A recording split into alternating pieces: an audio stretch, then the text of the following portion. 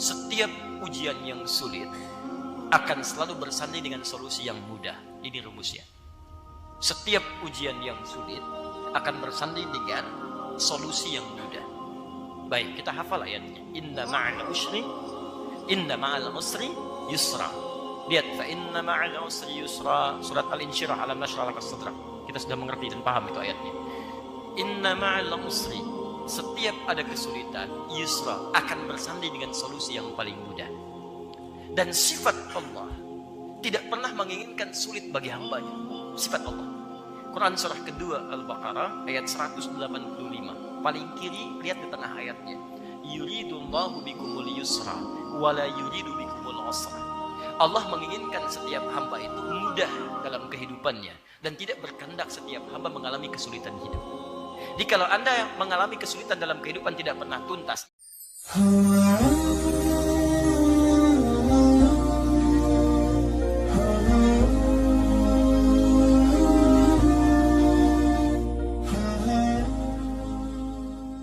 disitulah kemudian Nabi SAW menyampaikan, Innallaha idza ahabba abdan ibtala. Kalau Allah mencintai seorang hamba, maka yang diberikan pertama kali itu bukan kesenangan, tapi ujian. Maka ambil rumus ini, ketika Anda sedang mendapati ujian sebesar apapun, itu tandanya Allah sedang menurunkan cintanya kepada Anda. Ya. Pertanyaan saya, siapa di antara kita yang tidak ingin dicintai Allah? Boleh angkat tangan. Saya langsung suruh pulang. Jauh-jauh datang ke sini. Baik, Anda ingin dicintai Allah? Nah, kalau Anda ingin dicintai Allah, itu rumusnya adalah Anda harus siap menghadapi ujian-ujian dalam kehidupan. Perhatikan, lihat baik-baik, lihat baik-baik. Nanti saya turunkan cara-caranya. Bentuknya ada dua. Ini yang standar, bala. Quran, surah kedua, ayat 155. Walanabluwannakum bisyai'. Setiap yang hidup kami uji dengan ujian-ujian standar, supaya meningkat kualitas kehidupannya. Apa diantaranya? Khauf, khawatir. Ju' lafar. Wa naqsi minal amwal, harta berkurang. Wal anfus, mulai sakit sampai ada yang meninggal. Wat thamarat, kehilangan hasil pekerjaan yang telah lelah dilintis. Ya, dari awal dirintis, ikut tender, nanam modal, tiba-tiba hasilnya dirampas oleh orang lain. Ada yang demikian. Itu sederhana. Kalau semakin meningkat ujiannya, semakin besar, maka rumus kalimatnya menggunakan yang ini, ibtala. Di bala ini yang standar, ibtala ini semakin tinggi. Semakin tinggi. Dalam kaidah bahasa Arab ada kaidah berbunyi begini. Ziyadatul mabna tadullu ala ziyadatil ma'na. Kalau huruf bertambah dari yang standar, dari akar kata, ini menunjukkan maknanya berubah lebih tinggi lagi. Ya, bala ini yang standar. Ditambah alif, hamzah wasal dengan ta. Jadi ibtala ini menunjukkan, maaf, ujiannya lebih kompleks. Ketika Allah memberikan ujian kepada Nabi Ibrahim alaihissalam, kalimatnya tidak menggunakan bala tapi ibtala. Quran surah kedua ayat 124. Paling kanan di pertengahan. Wa idzibtala Ibrahim rabbuhu bikalimatin. Dan ingatlah, kalau ada kata itu bukan berarti hanya diminta mengingat. Ingat itu kan menghadirkan momentumnya supaya kita pelajari apa yang terjadi di masa itu. Seakan-akan Allah ingin katakan, hei, kamu pelajari ya, kamu lihat-lihat ya, seorang Ibrahim yang nabi, yang rasul, yang dekat dengan Allah, disebut dengan Khalilullah, dijamin keluarganya, anak keturunannya nabi, tidak lepas dari ujian. Dan ujiannya lebih berat dibanding kamu. Lihat, begitu berumah tangga, mohon maaf, belum dapat keturunan. Diusir oleh kampungnya, dibakar juga, dilempari juga, berpisah dengan keluarganya. Begitu dapat keturunan pertama harus dipisahkan, harus disembelih dan sebagainya. Dia nabi, dia rasul, dekat dengan Allah, surganya jelas terjamin, keturunannya hampir semuanya nabi, tapi masih diuji oleh Allah. Anda nabi bukan, rasul juga bukan, surga belum jelas. Sedekat apa dengan Allah? Keturunan gak ada yang jadi nabi, tidak mau diuji. Anda siapa?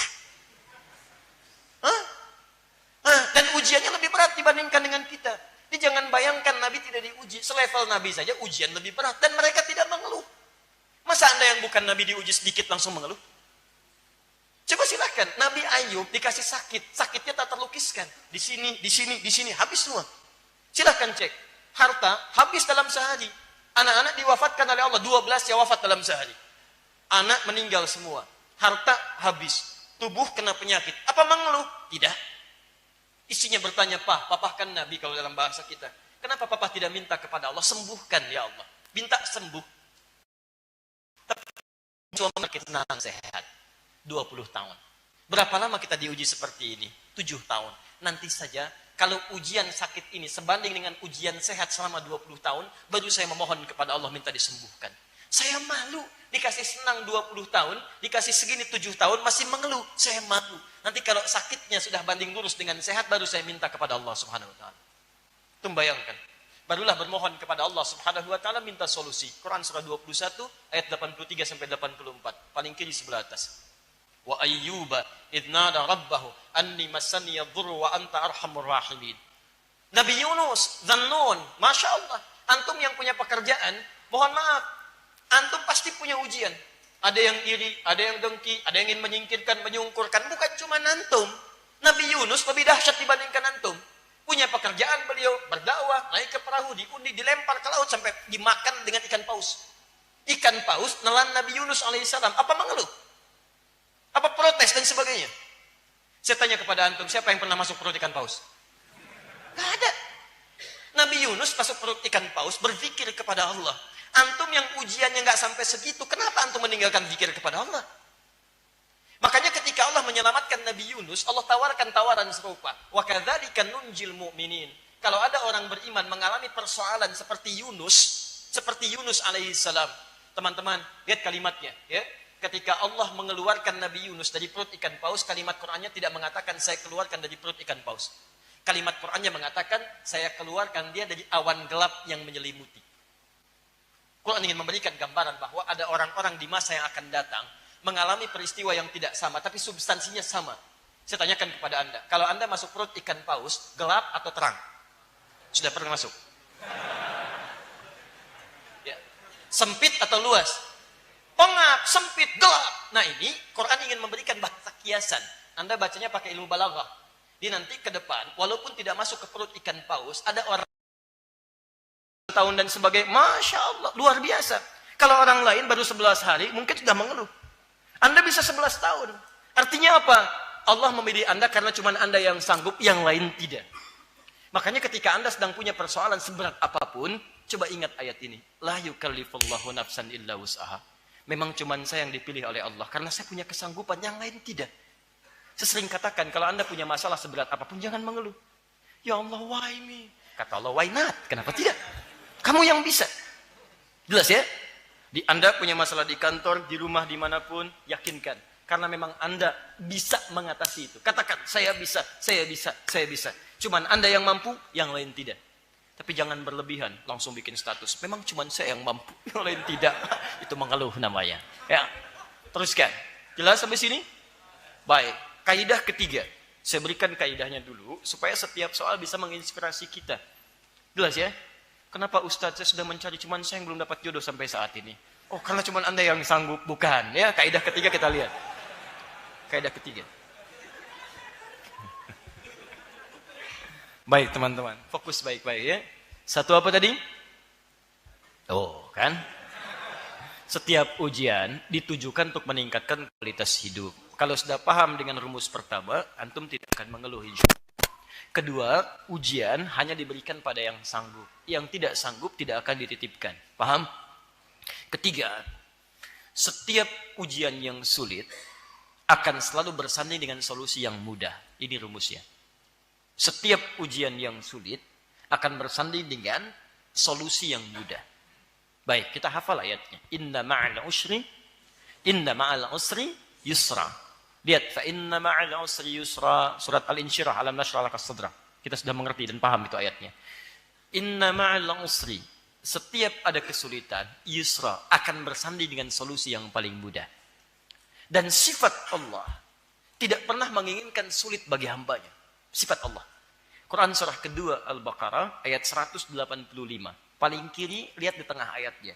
Yuridullahu bikumul yusra wala yuridu bikumul usra. Allah menginginkan setiap hamba itu mudah dalam kehidupannya dan tidak berkehendak setiap hamba mengalami kesulitan hidup. Jadi kalau Anda mengalami kesulitan dalam kehidupan tidak pernah tuntas, yang salah bukan Allah, yang salah Anda karena Anda tidak pernah mau keluar dari kesulitan itu. Atau yang kedua, Anda ingin keluar tapi tidak pernah mengambil cara yang Allah berikan. Makanya jadi susah. Itu masalahnya. Nah, rumus ini secara psikologi itu memberikan ketenangan pada jiwa. Kalimat paling gampangnya begini. Bahasa Quran kalau mau diterjemahkan dengan bahasa psikologi, paling gampangnya begini. Begitu punya masalah, katakan, pasti selesai. Insya Allah selesai. Insya Allah mudah. Kalimat meningkatkan kualitas kehidupan. Insya Allah saya sanggup. Insya Allah selesai. Setidaknya memberikan kekuatan pada diri kita untuk menghadapi persoalan dibandingkan mengeluhkannya. Itu kalimat pertama untuk menenangkan dalam jiwa kita. Paham? Jadi kalau sedang punya masalah, katakan, insya Allah, Allah menginginkan yang terbaik untuk kualitas hidup saya. Tidak mungkin Allah menguji kalau saya tidak sanggup. Insya Allah selesai. Insya Allah mudah. Bismillah. Jelas? Tapi masalah tidak akan selesai sampai sini saja. Ini sekedar memberikan ketenangan ketika kita mendapatinya. Lanjutannya, turunkan bentuk ikhtiar dalam mengatasinya. Baik, bagaimana cara ikhtiar mengatasinya? Baik, pertama, pelajari tingkatan masalahnya. Quran surah kedua ayat 214, posisi paling kanan sebelah bawah. Quran surah kedua Al-Baqarah ayat 214. Am hasibtum an tadkhulul jannah walamma ya'tikum mathalul ladzina khalau min qablikum. Apa Anda dikira akan mudah meraih surga atau kesuksesan dalam urusan dunia sementara Anda belum diuji untuk mendapatinya? Perhatikan, kesuksesan berbanding lurus dengan ujian, baik dunia apalagi akhirat. Apa bentuk ujiannya? Masathumul ba'sa, satu ujian yang sifatnya ringan. Jadi kalau kadar kesuksesannya kecil, maka ujiannya pun ringan. Baik, rumit mana soalnya? Ujian anak SD dengan ujian anak SMP. SMP, Masya Allah, Anda lapar. Mana soal yang paling susah? Ya anak SD atau SMP? SMP, mana soal yang paling ringan? SD atau SMP? SD. Jadi semakin kelas yang ingin diraih itu sederhana, maka ujiannya pun akan sederhana. Semakin ingin tinggi, maka semakin tinggi. Anda dalam urusan dunia ingin mendapatkan, misal, maaf, di kampus ingin jadi juara misalnya. Dengan IPK, indeks prestasi kumulatifnya 4. Maka tingkat ujian yang harus Anda lewati lebih tinggi dibandingkan dengan yang target cuma IPK 3 atau 2,75. Paham? Anda ingin masuk surga Firdaus, maka tingkat amalannya akan lebih tinggi dibandingkan level surga yang di bawahnya. Maka semakin Anda ingin dapatkan yang lebih tinggi, tingkat ujian akan semakin meningkat. Maka ujian pertama yang ringan dulu. Ba'sun. Gini. Saya hapus dulu yang ini ya. Baik. Biasanya ada asikin yang suka menghapus ya. Cuman hari ini barangkali belum ada moodnya untuk menghapus. Kemarin tidak ada di depan papan tulis, jadi wajar kalau tidak menghapus. Yang agak aneh itu sudah ada di depan papan tulis, tidak menghapus, itu yang jadi masalah ya. Tapi tidak apa-apa, ini ujian. Bagi asikin. Baik. Pasti bisa. Baik. Bismillah. Perhatian sini, teman-teman sekalian. Satu ba'sun. Ini kadar yang ringan. Ba's. Ringan. Nah, kalau Anda diberikan ujian yang masih ringan, ini artinya tingkat keberhasilan yang ingin diraih itu masih ringan. Berarti level Anda ingin dinaikkan pelan-pelan oleh Allah. Misal, yang ikhwan jarang ke masjid, sudah mulai senang ke masjid. Nah, kesenangan ini bagi Allah itu akan diuji supaya konsisten. Bukan cuma sekedar senang, tapi akan diuji sehingga bisa menikmati ibadah di dalam masjid. Maka diberikan ujian yang ringan. Misal hujan, gerimis, gak kencang. Cuman kasih gerimis. Mau berangkat gak? Ya. Kalau dia masih mau berangkat dengan kasih gerimis, tadinya gak ada hujan, sekarang hujan masih mau berangkat. Maka level kenikmatan ibadahnya akan dinaikkan oleh Allah. Tapi masih ringan. Makanya orang Arab akan berkata la ba'sa, la ba'sa. Nazal matar, la ba'sa fi mushkilah. Hujan turun, enggak ada masalah, saya berangkat. La ba'sa. Disingkat oleh orang kita labas. Lewat. Ringan. Satu. Jadi biasanya begitu, Pak. Kalau antum belum ke masjid, tiba-tiba pengen ke masjid, biasanya mojok-mojok dulu, kan? Datang, menyesuaikan dulu. Nanti kasih ujian yang ringan-ringan. Kasih gerimis sedikit, ada pertimbangan enggak? Kalau sudah jalan, bagus. Kalau ada pertimbangan, berarti level antum belum bisa naik nih. Cuman Allah nanti berkenan, nanti dikirim seseorang ngajak, ayo. Kadang dari dalam rumah tuh, istri misalnya, Pak, ayo berangkat ke masjid. Hujan mah, kan ada payung, takut teriak. Oh, Masya Allah, takut teriak. Luar biasa. Itu berarti masih berkurang ya. Biasanya didorong terus tuh. Kalau naik, di rumah tangga juga begitu. Rumah tangga begitu. Begitu menikah, awal nggak ada masalah. Pelan-pelan nanti akan ketemu. Oh, kok kebiasaan jadi nggak sama kayak dulu ya? Ih, papa nggak nyangka ya. Nyangka kan? Tuh, ya. Jadi, beberapa bagian akan sesuai levelnya akan naik ringan. Kalau ringan sudah selesai, naik yang pertengahan. Darwa. Sudah mulai ke fisik. Ya. Hujan makin lebat. Nah, hujan deras, masih berangkat gak nih? Ya. Kadang-kadang di rumah tangga juga begitu, makin kencang. Di pekerjaan makin begitu. Begitu levelnya naik, ketemu dengan partner bisnis yang tidak biasa. Sudah mulai ada teror, sudah mulai secara fisik macam-macam dan sebagainya. Ini darwa namanya. Itu artinya level kualitas hidup Anda akan diangkat oleh Allah kepada level yang lebih tinggi lagi. Jelas? Diberbahagialah kalau Anda mengalami ujian pada yang level tengah ini, maka kualitas Anda di hadapan Allah meningkat, sedang akan dinaikkan pada level yang luar biasa. Paham ya? 3, ini lebih tinggi lagi. Zilzal wa zulzilu. Hatta yaqula ar-rasulu walladzina amanu ma'ahu mata nasrullah. Dinaikkan, gempa. Sudah hujan, hujannya lebat, ada badai, gempa lagi. Ya, Masya Allah. Hujan, badai, gelap, gempa. Papa mau kemana? Ke masjid. Masya Allah ya. Baik, bisa. Ini luar biasa. Ini tidak mudah. Tidak mudah. Sudah mulai hati terkena. Kalau gempa kan goyang, goncang. Ya ini yang digoncang hatinya. Kalau digoncang fisiknya, antum masih punya pegangan.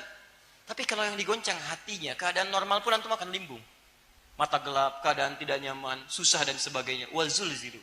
Sampai orang-orang dulu pernah berkata, mata nasrullah. Ya Allah, kapan ini akan berakhir? Demi Allah saya katakan, kalau Quran sampaikan itu pasti terjadi. Ya, seperti pernyataan ini. Kapan ini berakhir? Apakah saya teruskan ini atau ada solusi dan sebagainya? Maka kalau Anda sedang berada di level yang ini, maka yakinkanlah pada diri Anda, Allah sedang turunkan cintanya kepada Anda. Anda dinaikkan level yang paling tinggi, puncaknya.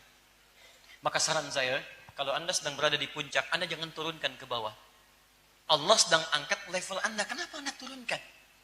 Yang paling hebat adalah, kalau Anda sedang mengalami setiap situasi ini, maka Anda cari solusinya. Bagaimana ikhtiar ini bisa dihadirkan solusi untuk mengatasi semua jenis kesulitan yang dimaksudkan. Yang tadi untuk menenangkan hati, yang ini untuk mengidentifikasi kira-kira masalah saya ada di level yang mana. Apakah ringan, apakah sedang, ataukah sulit. Idealnya begini, idealnya setiap tahap kehidupan yang kita alami, antum keluarkan dulu antara persoalan yang mungkin antum hadapi. Kan di Quran ada semua. Misal, antum jadi anak nih, antum akan menghadapi begini. Dengan orang tua akan ada kalimat begini. Contoh, misal antum akan punya rasa kesal pada orang tua, mungkin akan mengeluh. Quran surah ke-17 ayat 23 sampai 27, paling kiri di pertengahan sampai ke bawah. Antum kadang-kadang sudah tidak sepakat dengan orang tua. Bagaimana cara menghadirkan bakti terbaik ketika ada ketidaksepakatan yang berat di situ? Maka muncul solusi. Quran surah 31 ayat 14 sampai dengan ayat ke-15. Kadang-kadang kepercayaan beda. Ada lagi usia sudah 40 tahun lebih, tapi punya masalah dengan orang tua. Ada juga. Seperti apa gambarannya? Quran surah 46 ayat ke-15. Nah, orang-orang yang sebelum mengatasi persoalannya, dia belum masuk kepada masanya. Tapi dia sudah pelajari masalah-masalahnya. Maka orang seperti ini akan lebih ringan mengatasi persoalannya dibandingkan dengan orang yang tidak pernah belajar jenis persoalannya. Sama dengan besok mau ujian, dia mendapatkan kisi-kisi persoalannya. Ini masalah yang akan ditampilkan besok hari. Dari sekian 100, 10 akan muncul. Dia pelajari 100-100-nya. Begitu besoknya ujian, sudah siap dia mengatasinya. Nah, kebanyakan orang, kenapa sulit mengatasi persoalannya? Karena dia tidak pernah mengidentifikasi masalah-masalah yang muncul saat dia akan hadapi di kemudian hari. Makanya saya sering sarankan, antum kalau mau pemuda mau menikah, keluarkan ayat-ayat pernikahan. Ini masalahnya, karakter istri begini, karakter suami begini, masalah yang terjadi begini. Tingkat paling minimnya begini, tingkat yang sedang ini, tingkat yang paling kuatnya seperti ini. Kalau antum bekerja, kata Quran masalahnya akan begini. Ini yang ringannya, ini yang sedangnya, ini yang beratnya. Paham? Kalau sudah antum identifikasi, antum tidak akan kaget ketika mendapati persoalannya. Sama kayak yang disebutkan Quran. Maka tinggal cari bagaimana mengatasinya. Persoalannya di Quran surah kedua ayat 214, solusinya di Quran surah ketiga ayat 142. Ini 214 ini 142. Itu Quran surah 2 ayat masalahnya. Solusinya Quran surah ketiga, dinaikkan, paling kiri di sebelah atas. Dan bunyi awal ayatnya sama persis. Dari sini nanti saya turunkan solusi untuk pertanyaan yang dimaksudkan. Am hasibtum an tadkhulul jannata. Ya, lihat baik-baik. Dan ketika saya tidak minta dihapus itu juga masalah. Itu masalah, ya. Baik. Ya, semoga Allah mengampuni asik ini. Baik. Am hasibtum an tadkhulul jannata. Apa Anda duga begitu mudah meraih surga ataupun kesuksesan dalam urusan dunia? Karena jannah itu kalau disebutkan di Quran itu bisa dua. Bisa kesuksesan dalam bentuk urusan dunia, bisa kebahagiaan tertinggi saat kita berada di akhirat, yang diartikan dengan surga. Asalnya jannah itu keberhasilan yang belum kita dapati, belum kita raih. Ya, nanti kalau orang Arab punya kebun-kebun yang indah, kebun yang baik dan sebagainya, maka mereka biasa sebut dengan jannah. Ya, punya anggur, punya macam-macam dan sebagainya, maka sebut dengan jannah. Seperti halnya kita ingin masuk surga mendapatkan kenikmatan yang sangat indah disebut dengan jannah. Apa Anda kira begitu mudah meraih kesuksesan dunia apalagi akhirat? Walamma ya'lamillahu alladhina jahadu minkum wa ya'lamas sabirin. Rumusnya cuma dua dalam ikhtiar. Satu, sementara Allah belum melihat sepenuhnya tentang kesungguhan Anda dalam mengatasi ujian dimaksud dan kesabaran Anda dalam melewatinya. Cuma dua kata Quran. Jadi, kalau antum punya masalah, identifikasi, solusinya dua. Satu, jahadu minkum. Kedua, ya'lamas sabirin, sabar. Lihat baik-baik ya. Sekarang fokus, saya turunkan kalimatnya. Jahadu, akar kata yang paling dasar berasal dari kata al-juhdu. Ini akar kata yang paling utamanya. Berarti serius, sungguh-sungguh. Jadi kalau antum ingin mengatasi persoalan dalam kehidupan, antum mesti serius. Jangan setengah-setengah. Antum ingin ujian, ingin lulus besok, serius belajar. Jangan setengah-setengah. Jangan nanggung. Suksesnya sukses. Antum ingin raih tingkat tertinggi dalam pekerjaan, serius antum. Ayo jalani. Serius belajar, serius ikut diklat, serius training, serius. Semua yang dikerjakan dengan serius dan cinta dalam mengerjakannya, itu lebih mudah mencapai tujuan dibandingkan yang setengah-setengah. Nah sekarang bagaimana menurunkan sifat keseriusan itu? Kalimat al-juhdu, nanti kembali kepada bentuk ini, itu terdiri dari 3 turunan. Lihat turunannya. 1, dari sini muncul kata ijtihad. Kesungguhan dalam merencanakan. Buat planning dulu. Punya rencana. Saya besok mau ke masjid subuh. Masjid mana? Petakan. Alhamdulillah, saya mau ke Al-Azhar, Kalimalang, misal. Anda tinggal di mana? Saya di Pekayon. Subuh besok jam berapa? 4? 49, 47, 411, 412. Masya Allah ya. Kayak skor bola aja antum bagaimana. Ya, ambillah tengah-tengah. Misal 410. Perjalanan dari Pekayon ke Al-Azhar. Ya, Al-Azhar di Kalimalang. Berapa lama dari sini ke Kalimalang? 10 menit, 11 menit, 12 menit. Ukur antum punya apa untuk berangkat. Punya motor, 5 menit nyampe. Punya sepeda, 7 menit nyampe. Antum gak punya motor, gak punya sepeda. Ya, jalan kaki berapa menit nyampe sana? Bisa 15 menit. Adzan subuh 4:10. Taruhlah kendaraannya kita tidak punya. Kita 15 menit sampai di sana. Sampai di sana itu kan pas waktu sholat, adzan berkumandang. Bukan baru adzan, kemudian berangkat. Allahu Akbar, berangkat. Nyampe sana, gak dapat antum subuh. Jelas ya? Antum rencanakan, adzan 4:10. Saya bangun sejak awal dari tahajud dulu. Saya berangkat dari jam 4. Asumsinya apa? Adzan 5 menit. Jadi begitu adzan 10, tambah 5 menit, 15 menit. Jadi ketika saya sampai, adzan baru selesai, sholat. Paham ya? Baik, jangan asumsi komat, antum ketinggalan sholat sunnah. Jadi ketika antum berangkat, 15 menit sampai di tujuan. Ini rencana. Di semua hal yang antum kemudian akan hadapi dalam kehidupan, bikin perencanaannya. Oh, saya ada begini-begini, masalah saya begini. Identifikasi, buat rencana terbaik. Kedua, jihad.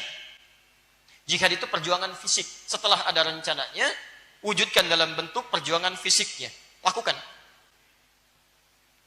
Rencana besok berangkat ke Al-Azhar jam 4 sampai di sana 4:15, insya Allah ngambil saf yang pertama untuk menunaikan sholat subuh. Bisa dapat 2 rakaat pertamanya dulu. Konsepnya bagus, dituliskan. Begitu bangun jam 5. Maka tidak konsisten. Ya, ini mesti ada konsistensi. Jangan cuma jadi konseptor yang bagus. Konsep begini. Kita sayang setelah berumah tangga, kita akan jadi keluarga penghafal Quran. Masya Allah, mushafnya nggak ada, kan? Nggak ada apa-apanya. Terus arahnya berubah, nggak akan jadi. Ya cuman ide doang. Kalau cuman ide, yang lain juga bisa. Maka turunkan dalam bentuk perjuangan fisik. Turunkan, beli perangkatnya, hadirkan macam-macamnya dan sebagainya. Identifikasi. Ya, termasuk ini. Apa penyebabnya? Ya, buat pemetaannya, lakukan pendekatan-pendekatannya. Ketiga, ini yang paling baik. Mujahadah. Perjuangan melawan gejolak jiwa. Karena tidak akan selamanya hati kita itu terus pada frekuensi yang sama. Ya, misalnya sabar, maaf, semangat terus, semangat. Kadang-kadang naik turun. Antum jangan dikira ikut ta'lim atau ke masjid, itu selamanya semangat. Tidak. Nanti begitu awal-awal, ya semangat. Pertengahan agak menurun, tiba-tiba agak malas. Ya, apalagi kalau niatnya berubah. Ke masjid misalnya untuk mencari pasangan hidup, Masya Allah. Begitu sampai di masjid ketemu pasangan, sudah hidup gak ke masjid lagi. Itu yang jadi masalah. Macam-macam. Ada untuk jualan dan sebagainya. Begitu nyampe ke masjid, ketika jamaah banyak datang. Ketika nggak ada, antum nggak jualan. Tujuannya beda. Ketika orientasi berbeda, ini yang muncul. Mujahadah. Ayo, lawan. Malas, lawan. Ya, turun semangat, lawan. Begitu antum bisa mengatasi ini semua. Ijtihad rencanakan, identifikasi masalahnya, jihad dengan prakteknya, kemudian mujahadah atasi pergolakan jiwa, dan sabar menjalaninya. Ketika sabar menjalani semua, Allah turunkan solusi. Ini poinnya. Contoh prakteknya. Ini, langsung ke persoalan ini. Saya sudah berumah tangga 11 tahun, pertanyaan tadi. Kemudian, beliau sudah identifikasi masalahnya. Selama 3 tahun sudah berubah, apa solusi yang harus saya tempuh? Pertama tadi, ya Allah berikan ujian untuk meningkatkan kualitas kehidupan. Alhamdulillah. Tidak ada ujian yang diberikan kalau Anda tidak sanggup. Alhamdulillah Anda diberikan kesanggupan sampai 11 tahun dan sebagainya. Tidak ada persoalan tidak selesai. Insya Allah selesai. Sekarang kita jalani bentuk ikhtiarnya. Pertama, identifikasi bentuk masalah. Lihat kebiasaan dan sebagainya. Mungkin atau tidak. Apa tawaran Quran yang pertama?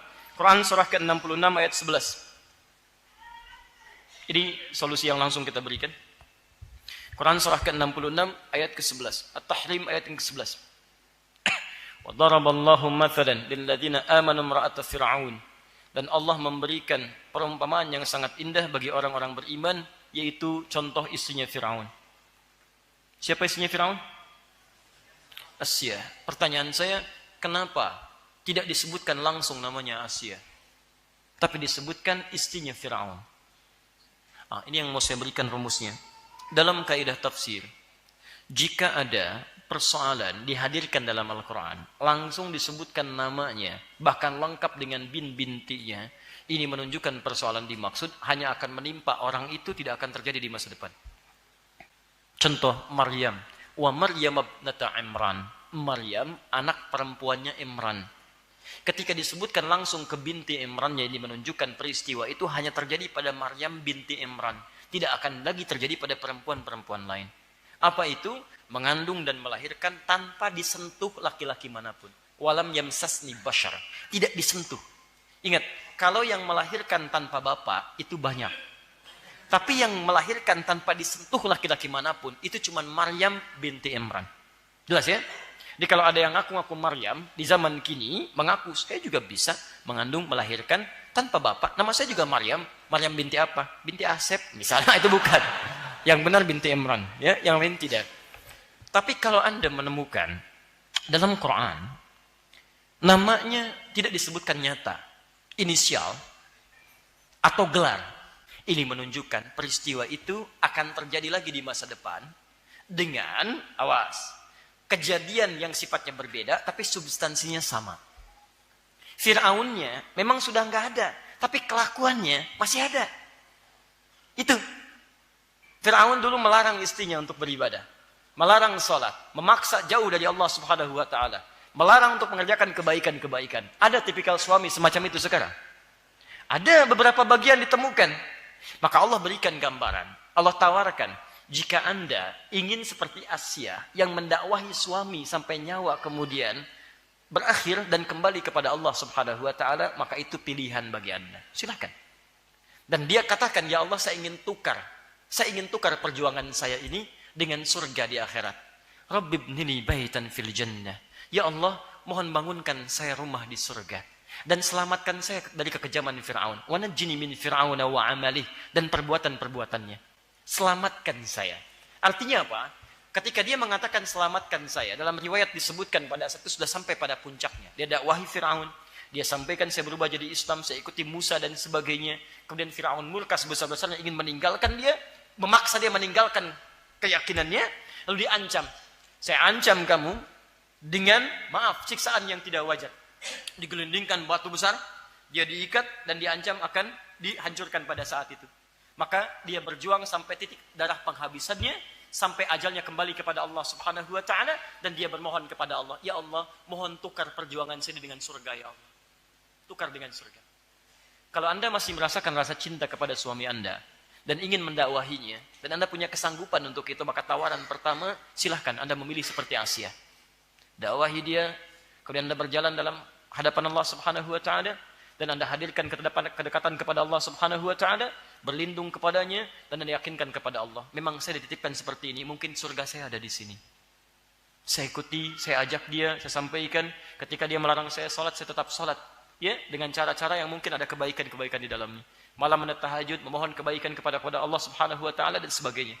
Kalau ini Anda sanggup lakukan, maka ini tawaran yang pertama. Yang kedua, Allah tidak mungkin membebani seorang hamba di luar batas kemampuannya.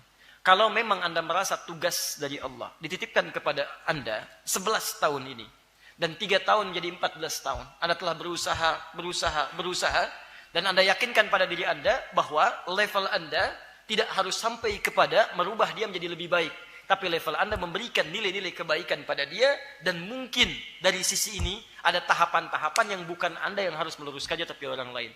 Maka Anda bisa memilih yang kedua. Apa itu? Tawaran dari Allah untuk mengajukan khulu. Khulu itu pengajuan pisah dari istri kepada suaminya, bukan dari suami yang mengajukan talak, tapi istri yang mengajukan kepada suami. Karena berbagai pertimbangan-pertimbangan syariat. Misal, sikap suami yang memungkinkan kepada istri melakukan tindakan-tindakan yang tidak wajar, menyakiti yang tidak wajar, bisa merusak secara fisiknya, melukai yang tidak wajar. Atau yang kedua, menjauhkan dia dari Allah Subhanahu wa taala yang sulit untuk kemudian dia rubah. Misal, mohon maaf, melarang dia sholat dengan ancaman tertentu. Kalau kamu sholat, saya pukulin kamu. Kalau kamu sholat, saya bunuh kamu, dan sebagainya. Maka yang seperti itu ada tawaran untuk melakukan khulu.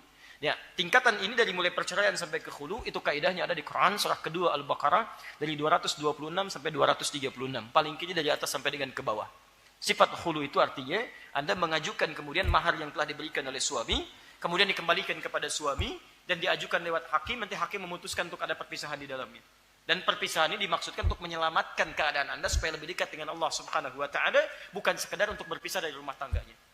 Dan sifat perpisahannya itu fasah. Dipisahkan oleh hakim.